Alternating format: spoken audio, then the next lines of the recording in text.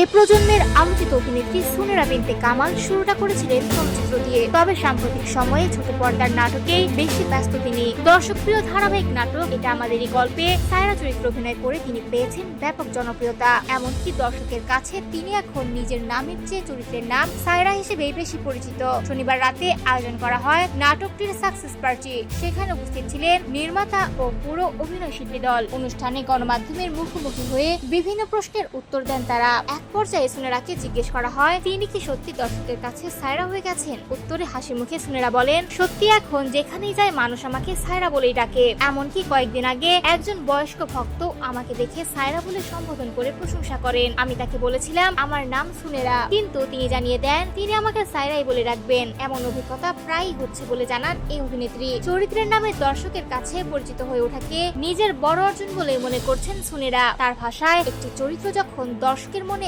এত গভীরভাবে জায়গা করে নেয় তখন সেটি একজন শিল্পীর জন্য সবচেয়ে বড় সফলতা। এটা আমাদের এই গল্প নাটকের সাফল্য উদযাপন করতে পেরে তিনি দারুণ আনন্দিত বলেও জানান। অনুষ্ঠানে আরো উপস্থিত ছিলেন জনপ্রিয় নির্মাতা মোহাম্মদ মুস্তাফা কামাল রাজ, অভিনেতা ইরফান সাজ্জাদ, খায়রুল বাশার এবং অভিনেত্রী কেয়া পায়েল সহ আরো অনেকে। উল্লেখ্য, চলতি বছরের 8 মে ধারাবাহিক নাটকটির শেষ পর্ব সম্প্রচারিত হয়। দর্শক প্রিয়তা পেলেও এর নতুন সিজন আসবে কিনা সে বিষয়ে এখনো কোনো আনুষ্ঠানিক ঘোষণা দেননি নির্মাতারা। তবে দর্শকের আগ্রহ এখনো তুঙ্গে এবং সায়রা চরিত্র ঘিরে আলোচনা চলছে সোশ্যাল মিডিয়া জুড়ে।